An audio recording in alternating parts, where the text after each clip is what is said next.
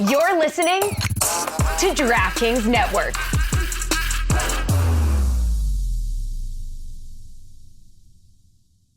Nah, not quite. What's up?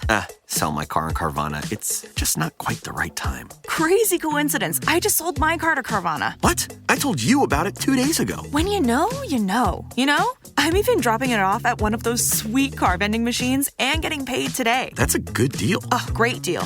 Come on. What's your heart saying? You're right. When you know... You know. Sold. Whether you're looking to sell your car right now or just whenever feels right, go to Carvana.com and sell your car the convenient way. Terms and conditions apply. Warning, this product contains nicotine. Nicotine is an addictive chemical. If you're a smoker or dipper looking to make a change, you really only need one reason to do it. But with Zyn nicotine pouches, you can find many. Zyn is America's #1 nicotine pouch. It's made with only 6 simple ingredients. There are lots of options when it comes to nicotine satisfaction, but there's only one Zyn.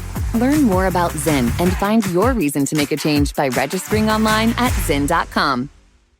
Shadow Show. Shadow Show. Shadow Show. Shadow Show. Shadow Show. Shadow Show. Shadow Show. Shadowing it. Stugotz, what kind of bread is that Billy has in his hands that he is eating? What would you describe that bread as? Because I'm always amazed at how long you guys have lived in South Florida and don't know some basic things. I would say that's French bread. Yep. It's Cuban bread. Oh. And I only knew that because one time I wore a white shirt that had a blue and a red stripe on it into work. It was a Cubs shirt, and you guys all told me I looked like Cuban bread. So I Googled it, and you were right. I did look like Cuban bread. Yes. Also, sometimes, depending on the uniform they wear, Jokic also looks like Cuban bread often. The thing that I wanted to bring up, though, yes, thank you, Stugotz. You got it. Mike and Billy can also attest to how Chris Cody hasn't absorbed somehow, living all of his life here. And when I say here, South Florida, even though Broward's not, really. What? It's just not. Well, it is. It's just not. I live in North Florida. Yeah, you guys, it's not Miami. It is South Florida. I mean, it's South Florida geographically, but not for these things. Like so's Tampa, technically. Yeah. You and your dad can go an entire lifetime not assimilating anything Cuban. It's kind of amazing. It's why you call it the Rickenbauer Causeway. Like, you just don't know anything that happens north or south of the stadium. The Rick. The thing that Chris Cody just did to me, that I don't understand how he's gotten to almost 40 years old without having seen this before.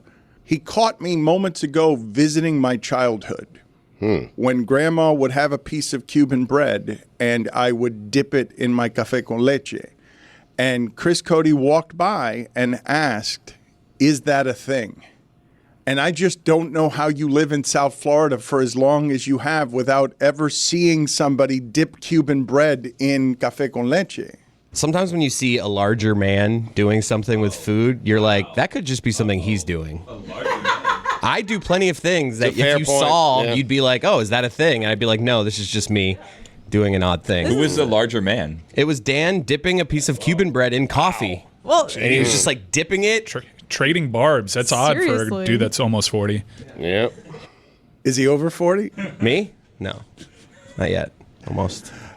Chris Cody, so you're not sure when you're dipping your fries in a Frosty if that is something that's Cuban? If someone says to me there, is that a Chris thing? Cody. I'd be like, with me it is. I mean, I don't know. Mm-hmm. But in my defense, I have not seen that a ton, the dipping of Cuban bread in coffee. It looked nice. But that's not in your defense. What I'm saying is because you've not been north of the stadium and absorbed anything culturally that is outside of Plantation. I'm just not a coffee drinker also. Yeah. But you can I'm not feeling the shame, though, of this. I don't know if I should. It's interesting. To me, it's more of a natural pairing than a donut and coffee. But no, that's why when I saw it, it looked like it tastes good. I just didn't know if it's because, like, I could see you just dipping bread. You put French fries on your salad, Dan. Is that a thing too? Yeah. In Pittsburgh, it actually is. I was honestly just surprised to see you eating carbs. Are you working some carbs in now? There you go. Well, what I saw when I came in the morning, I'm not supposed to be eating that, but secret carbs that your wife doesn't know about. I'm right there with you, buddy. Scarbs. I looked up Eddie Rickenbacker. Can confirm he's not Cuban. He was born in Ohio. Oh, forgive me. I'm not. Rick. I'm just doing that as the bridge between here and Venezuela. That A we little have. TYFYS on him, by the way. He was a fighter pilot. Oh. Thank you. I don't know what the point of bringing that up Well, was. you should always thank the armed service. Yep. Should Is you that not why? respect them? Yeah. Especially this year when they're good at football. My point, I put both of them in the playoffs Wow. yesterday. You're on the committee? Because they're undefeated, and I know they haven't played anybody, but the people they are playing, they are smoking. But the reason that I did that with the Rickenbauer Causeway, which is not Hispanic in any way, is only because it is the literal bridge between here and Venezuela. Like, that's what's happening in Key Biscayne, is it's all Venezuelan money, and for reasons I can't explain, a Winn-Dixie. Like, giant amounts of money and a Winn-Dixie. When are we changing that name? Which one? Winn-Dixie. I thought it was the Rickenbacker Causeway you wanted to change to The Rick. Rickenbauer. No, that dude's a hero. This is the Dan Le Batard Show with the Stugotz podcast.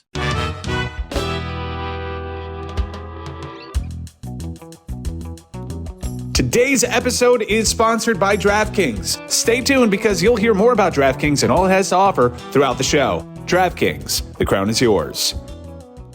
Jessica proclaimed the Bucs season dead in the second quarter yesterday. And I just want to ask all of you, and don't answer the question immediately, how many good teams are there in the NFL? How many teams are that you know are good?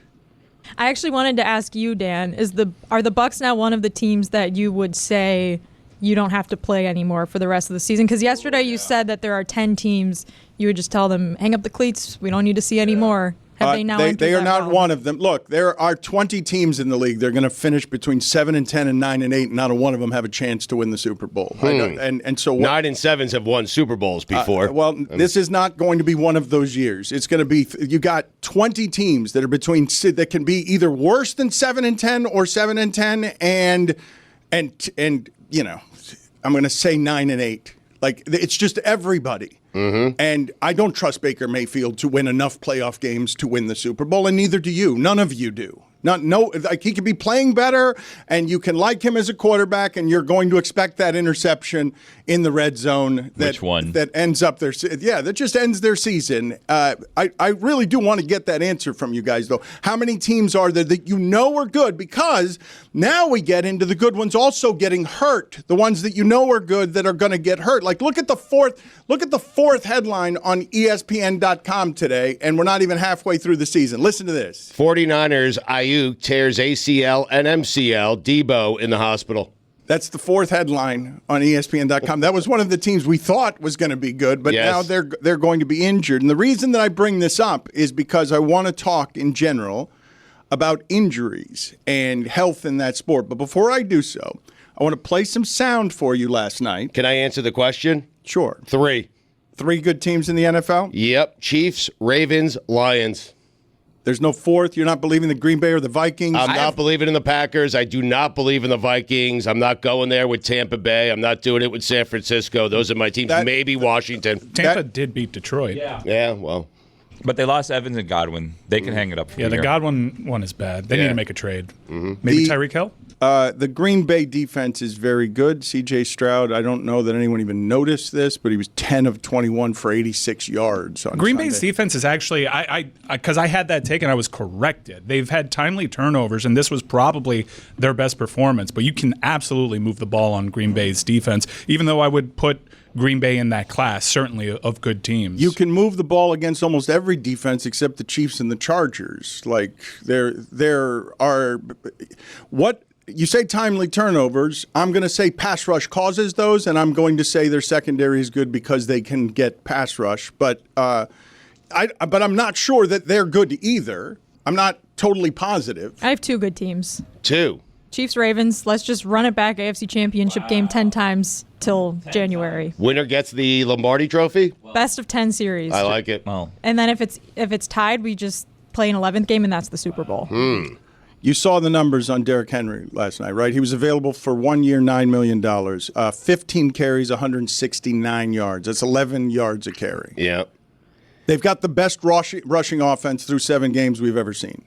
because they cannot be stopped when Lamar Jackson is an MVP and Derrick Henry they're running like that. Their quarterback threw for 5 touchdowns last night. They make it look very easy on offense when not a lot of people make it look very easy on offense. And none of us could find the Chargers game against the Cardinals because it was only on ESPN+. Only on ESPN+. Plus. Lamar's doing a better job than ever, and it's probably because his protection's better, at absolutely exploiting defenses when they decide to stack the box against their rushing attack. He is finding open receivers.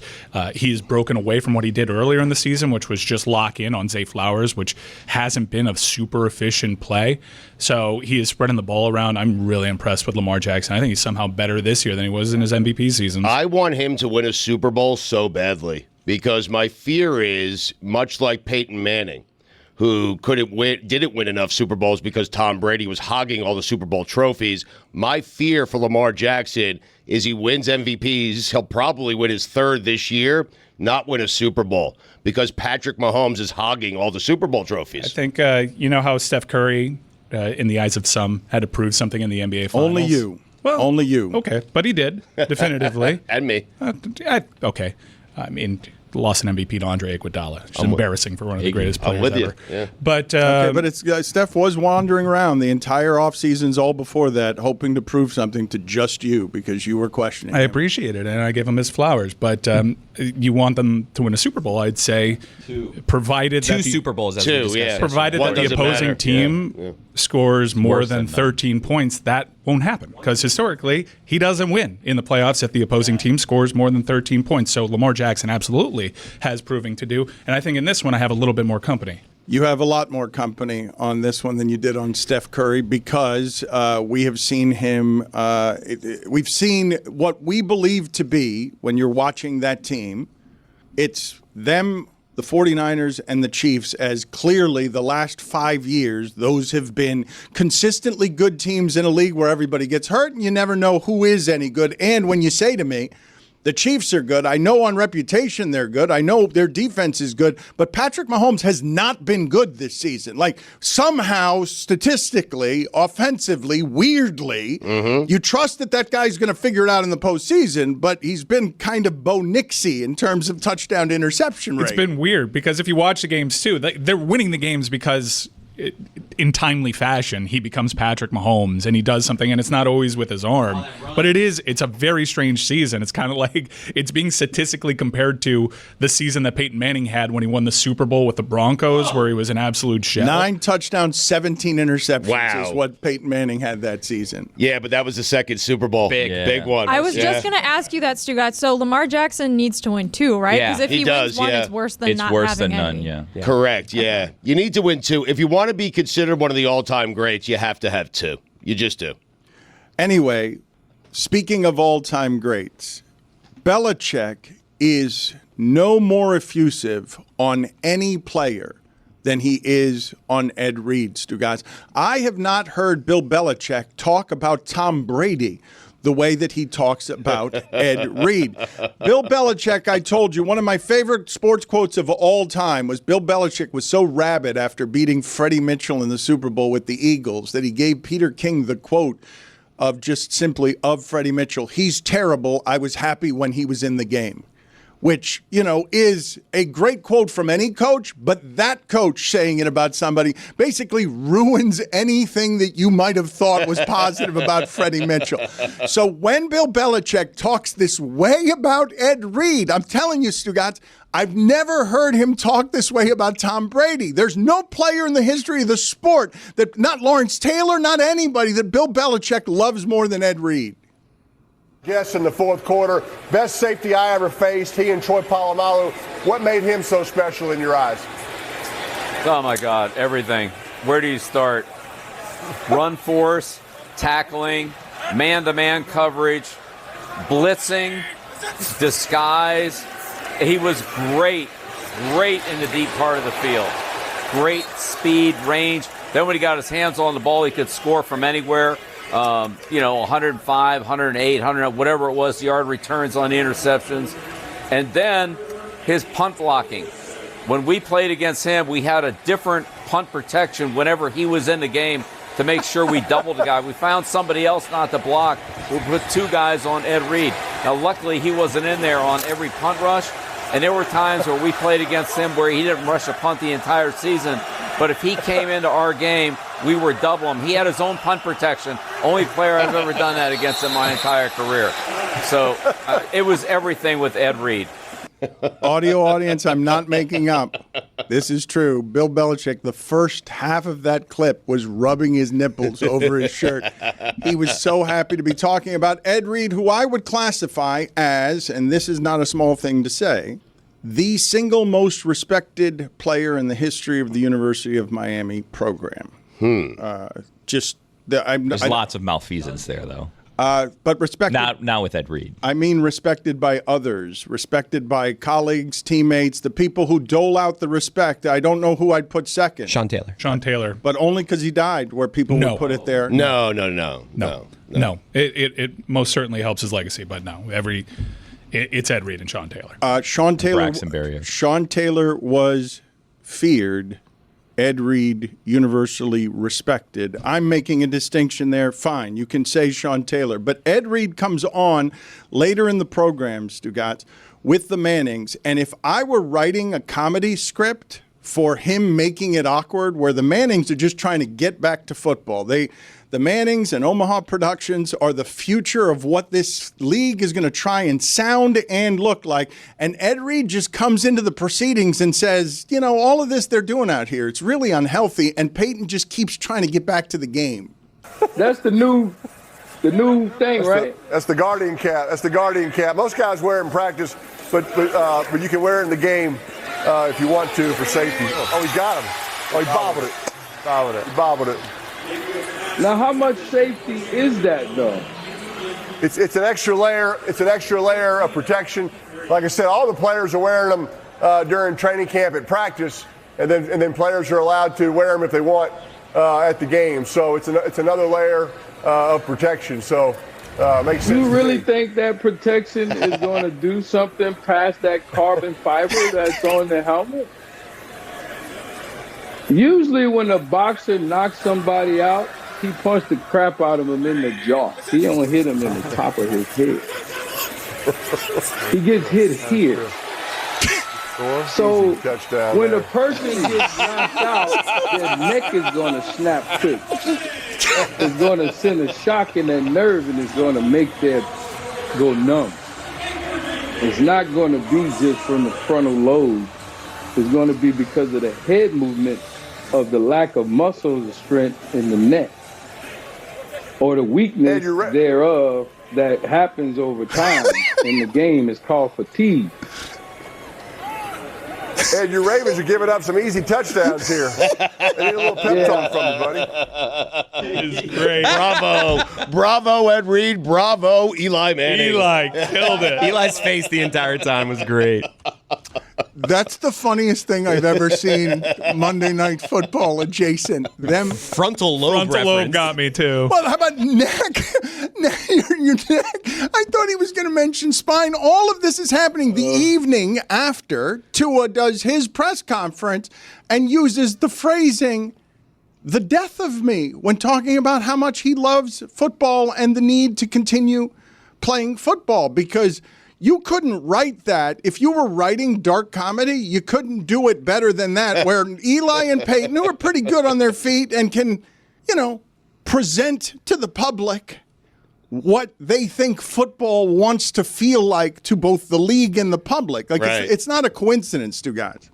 Of all the broadcasting jobs that are available, I know we give them to Jason Witten and Troy Aikman and Tony Romo, but wherever it is that the people in power allow the future of this sport to grow into, we're going to move past the Roethlisbergers and the era of Brady's and Rodgers to the younger quarterbacks. We're going to do it with older quarterback voices that you're used to. We're going to pay Tom Brady a bunch of money in broadcasting. We're going to pay Peyton Manning money to make content all over the place, because the league finds the Mannings palatable.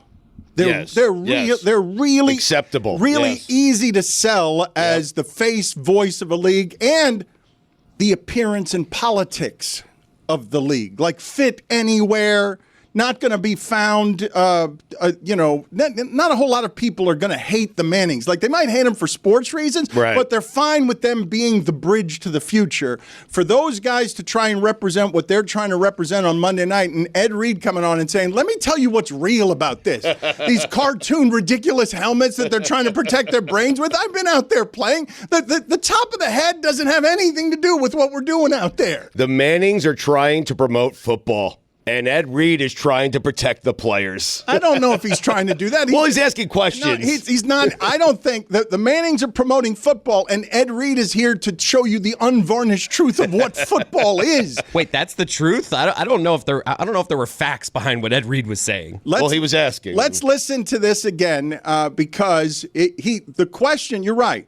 He is asking questions, and there aren't facts or many of them here, other than the most respected player in University of Miami history is telling you, I don't know how much any of that's doing for my head. Let's listen again. That's the new thing, right? That's the Guardian cap. That's the Guardian cap. Most guys wear it in practice, but you can wear it in the game if you want to for safety. Oh, he got him. Oh, he bobbled it. He bobbled it. Now, how much safety is that, though?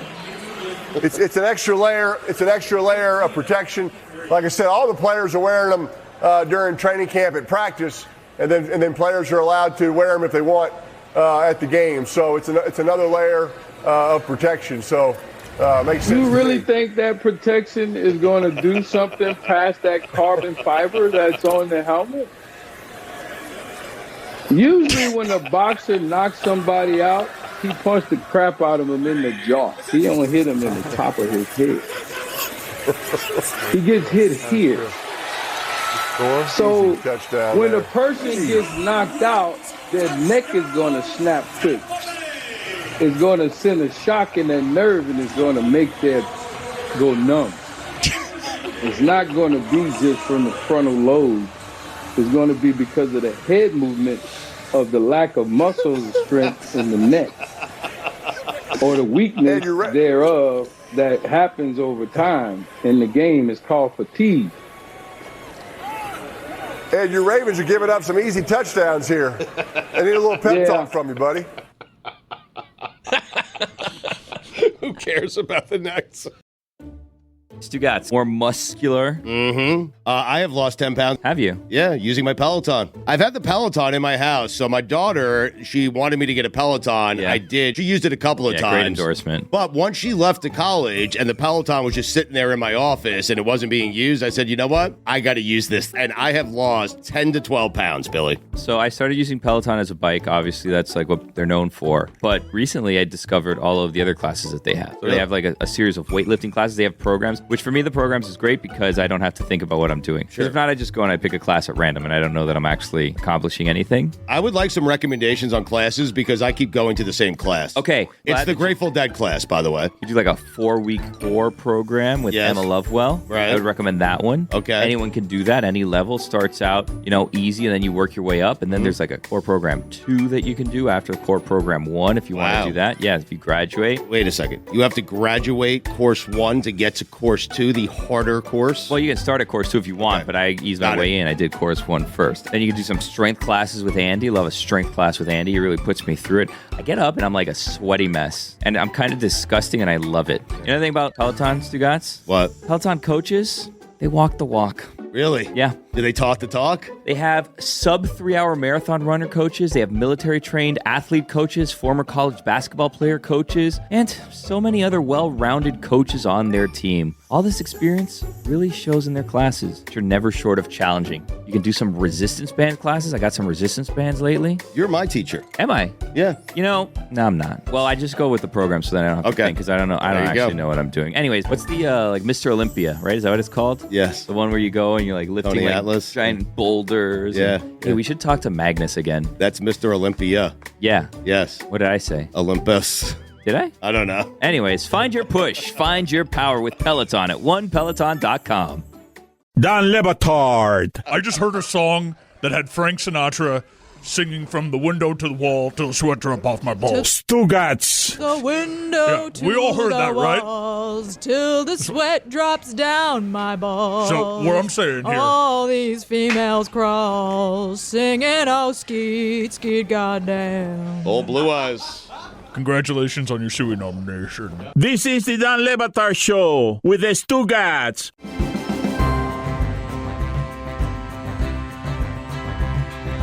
I don't know about the last part and like the physics of all of that, but I think it's fair to ask if a Guardian cap would have saved Tua from the most recent concussion he had, where he was basically launching himself headfirst into Damar Hamlin. It's a good question, and he was asked it yesterday, and what he said is personal choice. I'm not wearing one of those. I do find it curious. I wonder if the rest of you do, because some of this seems like aesthetics. Very few players are willing to look as dorky as you look wearing that Lego helmet, because it makes you, I don't know whether it makes you feel like you're looking weird or soft by trying to protect your head. But to me, the proof in the fact that the players don't believe that's actually keeping them any healthier is the fact that none of them are wearing it. Like, there are very few players out there actually willing to show the strength of the optics of, yes, I'm going to remind you at every turn that I'm thinking of brain injuries and I'm trying to keep myself safer than all the other warriors out here. Devon Achane wore one this past weekend. He had to in order to play. Guys clearly don't like how it feels. Guys clearly don't like how it looks on them. I don't think that's a rule, Stugotz. I don't think they mandate that you have to wear one to play. Okay, maybe you guys are right. Achane did wear one this week. It does look ridiculous, but if it protects you, if it's going to prevent you from getting concussions and head trauma, isn't that something you should be wearing? They clearly don't believe that it is. Because it looks whack. It looks bad. That's what I'm saying. This is just. But I don't know the science behind it. I don't know. V1. I'm sure in a couple of years it'll make it. I'm just asking you this. If indeed it does protect you, Dan, in a way that the helmets they're currently wearing does not, shouldn't they be wearing those helmets? Well, I think that the two arguments are, on the one hand, people think that even if the science isn't 100% clear that it does help you, even if there's like a 1% chance it mitigates the risk of concussion, shouldn't you wear it? And then the flip side of that is, if you're a player and you're really not sold on any of the evidence whatsoever, why would you wear something that could be more uncomfortable, could actually be heavier on your head, just something that would make you play differently? And so why would I do that if the science isn't clear at all? Which I don't think at this point we can say we know for sure if the Guardian caps work or not. But this is clearly such a good point that you're making, because of the science of what these guys do to make their bodies into the granite it must be to do that stupidity for a living. When you think of someone like Bill Romanowski many years ago, like ionizing his own water in a bathtub and sending his fecal matter to labs to make sure that his nutrition was proper, and his teammates wearing thinner pads because it makes you aerodynamic. Like, this has been going on forever in that league. I don't want to wear heavier pads because I want to be this much faster than the cornerback who's wearing heavier pads than me. When Jessica says, I don't want the discomfort of playing with a helmet that's different from the one that I came up through the pipeline with, 15 years, my head feels like this when I play. I'm not going to put another layer on top of it that makes my head move differently when the winning is in the margins, when you've got to be this much faster than the next person, and all these guys are competing all off season in training regimen to be this much stronger than the next guy. Throughout that sport, people have always wanted to be a little more aerodynamic, a little less safe. It's not unlike the F1 cars. Like, you're trying to streamline everything so much that I don't even think it's just optics. I think it's that they don't measure the consequences, and their priority is performance. It's not health. I have an update on Achane. So they asked him after the game about it, and he said that his mom told him that he had to wear it, and he didn't want to go back and forth with his mom on it, so he wore it. You. So Stugotz may have been right on that. I don't think Stu knew I was right. Well, he didn't want to go back and forth with mom, and he ends up wearing it, and he needed to wear it to play. Listen, mom mandating that you wear it is more important than the league mandating that you wear it. Mom is the league. Exactly right. I mean, she's the commissioner. He had a concussion week 5, which is why she asked him to wear it. Mm-hmm. You know what? I'm going to do this, but it doesn't feel right. Stugotz was right? Holy Stugotz was right. He stumbled into that one, though. Semantics, some would say. I knew it. Had it all along. Some womanics. I was trying to do something with the man in the middle of semantics and make it a woman. I failed. But if your mom tells you to do something and says you have to do something, you're more inclined to do it than if a stranger who's, profiting off of you and your pain tells you to do something, right? Put it on the poll. Mom cares about you in a way that Goodell will never care about you. Yeah, but you stumbled into that one. I did. Okay, you Intent matters, Stugotz. You didn't intend. Well, it doesn't matter. No. You didn't get it right, but you did get it right. I mean, you heard the sound. He did. But on accident. Scoreboard. He did get it right. He did, but not the way that he thought he got it right. It wasn't the league that mandated it. It was the mom that mandated it. How are you so comfortable speaking at microphones as if things are facts when you don't know they're facts? Like you're just waiting for us to call you on that, or romantics? I mean. That would have been the way to do it. You found it. Yes, thank you. What mandate? Yeah. You guys would fire Jeremy for that. I'm not. And I would agree with it, by the way. I'm not proud of that. Can you? That they did it better than me doesn't make it good. They just made the joke, and I didn't make the joke. Yes, you and Billy. What do you mean? Be careful with the pronouns. Billy didn't say a word to me. MFL. Billy did say words to you. I saw how delighted he was. NFL. I said M. No, we're confused. We're doing, Mom. Oh, okay. Scoreboard again. Yeah. You are clicking on a higher level. Yep. 2-0 me. Yep. Got to take my ginkgo. You are sharp. Hey everyone, it's Mike Ryan. We here at the Dan Le Batard Show with Stugotz are excited to partner with Miller Lite to let you, our loyal audience, play along with one of our most popular segments we have, Weekend Observations, presented by Miller Lite. On October 21st, you will be able to go to DraftKings.com in order to make guesses on what will happen during the Weekend Observations segment on Tuesday, October 29th. How many beeps will there be? Will Stugotz swear? Who will be the first person to interrupt Stu? Oh, the winner? Yeah, the winner gets a trip for you and a guest to come to Miami and hang out with us at Flanagan's for a Thursday night football game on November 21st. Oh, and you get to see a taping of the show. Make sure you go to DraftKings and play free to win. And then tune into the show and check how you did. Look forward to seeing you. Or not, since only one of you will win. But the one that does, it's going to be fun. Make sure to enter. Must be 21 plus to enter. Eligibility restrictions apply. Void where prohibited. See DraftKings.com for details.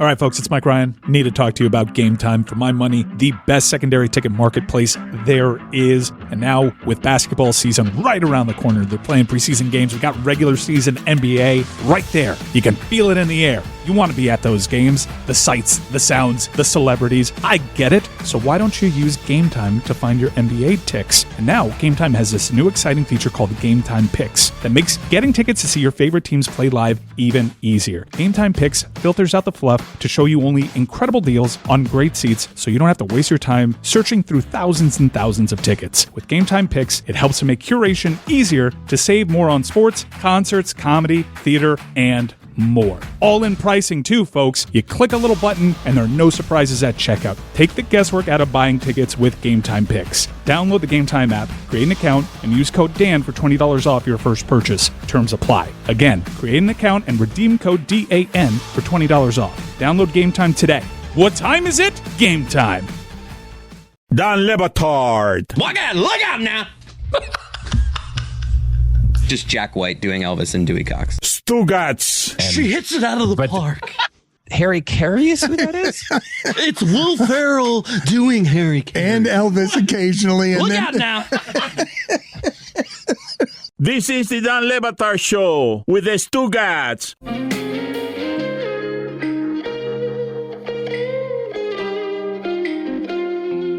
Tua gives the press conference yesterday. Let's go through some of this sound here because this phrasing, guys, I mean, you tell me how you absorbed Tua coming out a little bit defiant on everybody's worried about my health, and he's not wrong when he says, hey, it's my health. It's not your health. And I've told you the story, Stugotz, of talking to Ricky Williams on an NFL sideline years after his career, and the movement of the people, the tackle is coming his way, and he's saying, what was I doing? What was I thinking? And one of the things that he says is warriors, in order to be warriors, can't be thinking about consequences. Otherwise, they wouldn't be warriors. Like that's the way that one works. And so he's a leader among people who, and when I say people, I mean his ethnicity, and I mean that locker room. People who are proud to be tougher than everybody. Not the average person, tougher than everybody. And so when he uses this wording, and he's defiant, and Chris Cody, you remember before the season, ooh, I like cocky Tua. I like leader Tua. Now, leader Tua, watch what his team was when he was gone, which is they better have paid him because they don't have a way to fix this without the money that they have paid him. He's got to be as valuable as his contract. He's got the pressure to come back and be the savior on a franchise that is very literally built around him. Everything they're doing on offense is built around him and his brain, and he's got to lead those men. And so this is what he says right off the top on, yes, I'm coming back. The season is right on the brink. Nobody thinks we're that good. Everyone's doubting us. They paid me all the money. I'm going into the buzzsaw. There are a lot of people out there legitimately worried about your health and making sure that you're okay. Mm-hmm. What would you say to those that are worried that you might get hurt again and this is something that's going to continue? I appreciate your concern. I really do. I love this game, and I love it to the death of me. That's it. Stugotz, he had 2 months to think about what he was going to say in that press conference. Was that a typewriter? That was allowed. Someone was getting after it. Barry Jackson just tweeting away back there. Let's hear it again. It sounds like a typewriter. It might be a computer keyboard. There are a lot of people out there legitimately worried about your health and making sure that you're okay. Mm-hmm. What would you say to those that are worried that you might get hurt again and this is something that's going to continue? I appreciate your concern. I really do. I love this game, and I love it to the death of me. That's it. Why are they clacking away when the question's being asked? I thought you're supposed to write the quote. And it's just like before the question's being asked, they're already going after it. I think it might be someone transcribing the whole thing. Oh, wow, they do the whole thing. With a typewriter? Yeah. It seems like a stenograph. I don't know the distinction between the tiny one in quartz. Right. I think AI might do this, guys, nowadays. Maybe, but it sounded, you might be right, but we mentioned typewriter and I went even older. A stenographer is what I've got it being. Mike has a courtroom sketcher just drawing a picture of Tua back there. All right, let's hear it again because it also sounded like someone unwrapping gum and chewing it.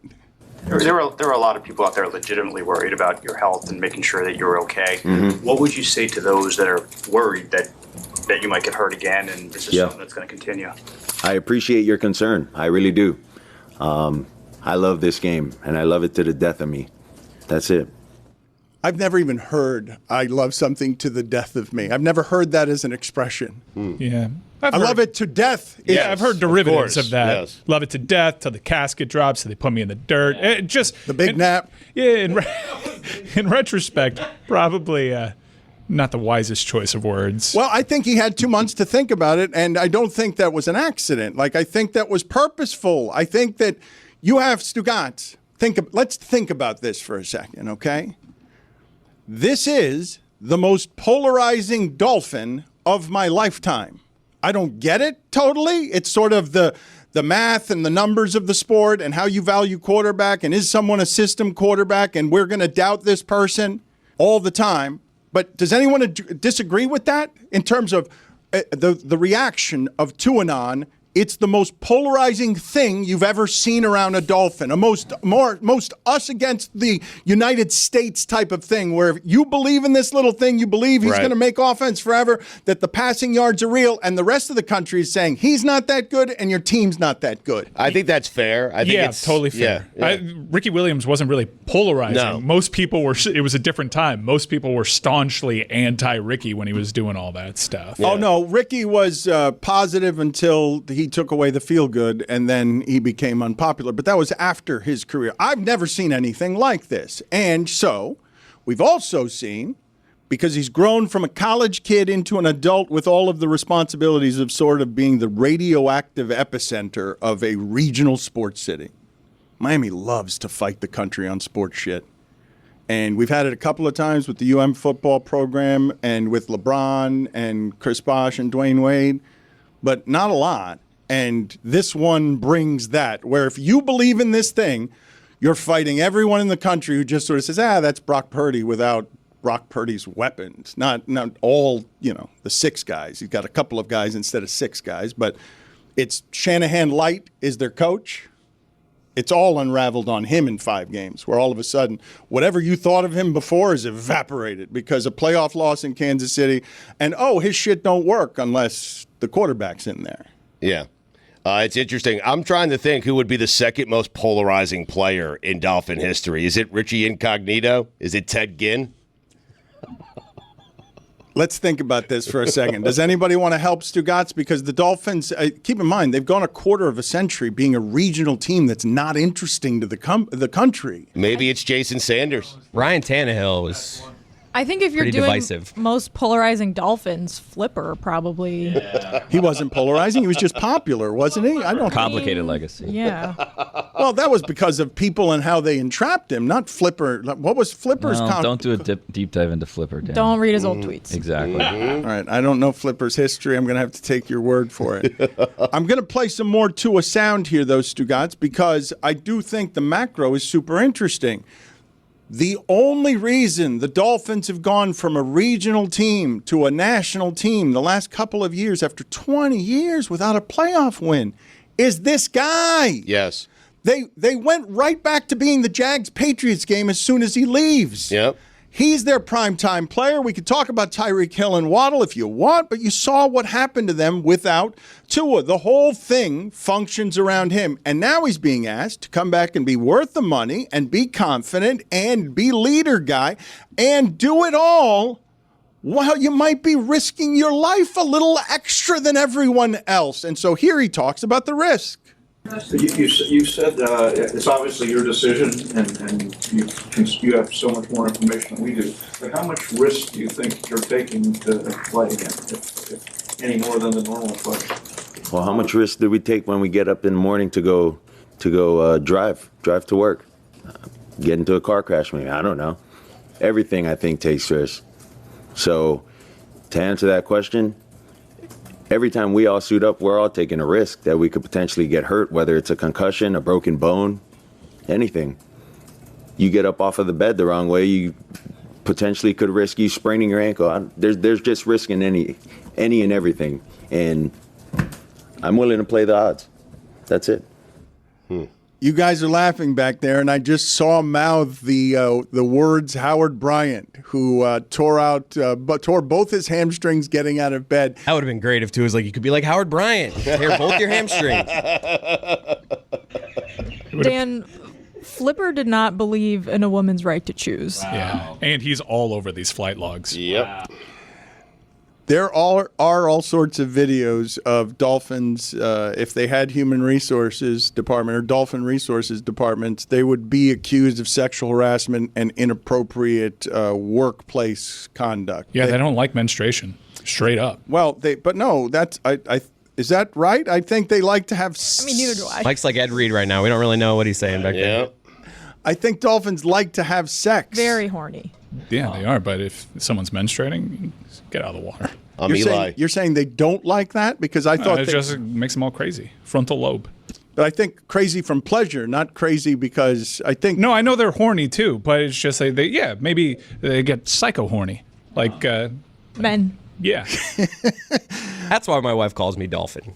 Let's listen a little more here to Tua, because this isn't something, Stugotz, that I've seen a whole lot of covering football. We don't. You realize we're watching something here. I found an image of Flipper with a tiki torch. Oh, boy. You guys do realize that we're in the middle of the advancement of this concussion story has been around for 10 years, but it hasn't taken this human a form before. Oh, it's one of the quarterbacks. Oh, he's spasming in a way that makes it feel a little bit infantile and like a seizure. Oh, I'm associating him with concussions more than anybody else anywhere in sports. As he tells you, man, boxing and hockey, why am I the only one? Because now you've got one guy who's the face of concussions in this league, Stugotz. It's not a second guy. Like, you can mention other people who have had concussions. There's no second name here that people are attaching a face and a voice to. Wait a minute. I'm watching him brain damage himself. We've never seen a guy on the field. It's the optics of it, Dan. We've never seen a guy have a reaction to a concussion the way Tua does. And so Josh Allen, I'm convinced he was recently concussed. He went into the blue tent, and he came back out a minute later, went back into the game. Tua, we saw things on the field we've never seen from an NFL player. His hands and fingers going in different directions. We've seen some of that in the past, back when they were celebrating the giant hits where someone's arm jacked up goes stiff. Yes, a different time in football. But again, this part, it's dark comedy funny the way Ed Reed talking to the Mannings is. They're trying to make a violent thing safe. There's no such thing. When he says you can get into an accident on the way to work, yes. But Tua, we're playing probabilities. I could catch on fire walking to my car, but I'm more likely to catch on fire if I'm standing near a burning stove. Like, we're playing probabilities on where it is your daily life takes you. We don't go out on a daily basis seeking harm. It's an accident if it happens. That job, you're seeking harm. You're trying to avoid it, but it's not avoidable. You're Right. not seeking harm, but it's part of the gig. You can't avoid it. It's not avoidable. And so here he is talking about, nope, not going Guardian helmet. Nope. So many people in the outside world are saying he should retire. You don't play this and that while you're symptom-free the next day. I wasn't paying attention to any of it. None of it. Tua, you said last time you had that discussion with Anthony in the offseason. Mm-hmm. Did that discussion come up in the last Nope. None of that. Will you wear a Guardian cap? Nope. Why? Personal choice. Now that, 3 words, and I'm like, okay, and can you explain the personal choice to us, please? And the answer is no, because he's saying personal choice, which might as well be no comment. But aren't you guys curious about what the choice is? Is that aesthetics, or is it something like you don't think it works? You don't want to. It's a timing offense. Timing offense. He's got to get everything out in 2 seconds. You've always worn one kind of helmet. You're not going to wear something that's more uncomfortable because you need everything to be this kind of precise. Aren't you guys curious about what that means, personal choice, or do you assume it's optics? Don't like how it looks. I love Flipper. Bada boom, sold. Huh? Just sold my car on Carvana. Dropping it off and getting paid today. Already? What, you still haven't sold yours? You told me about it months ago. Is the offer good? Oh, the offer's great. Don't have another car yet? I could trade it in for this car I love. Come on, what are we waiting for? You're right. Let's go. Whether you're looking to sell your car right now or just whenever feels right, go to Carvana.com and sell your car the convenient way. Terms and conditions apply. Hey everyone, it's Mike Ryan. We here at the Dan Le Batard Show with Stugotz are excited to partner with Miller Lite to let you, our loyal audience, play along with one of our most popular segments we have, Weekend Observations, presented by Miller Lite.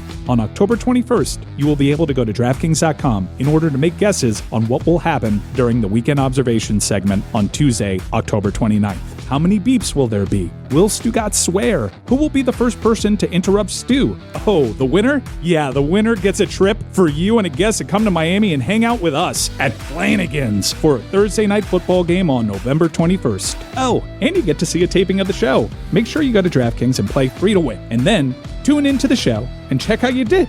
Look forward to seeing you. Or not, since only one of you will win. But the one that does, it's going to be fun. Make sure to enter. Must be 21 plus to enter. Eligibility restrictions apply. Void where prohibited. See DraftKings.com for details.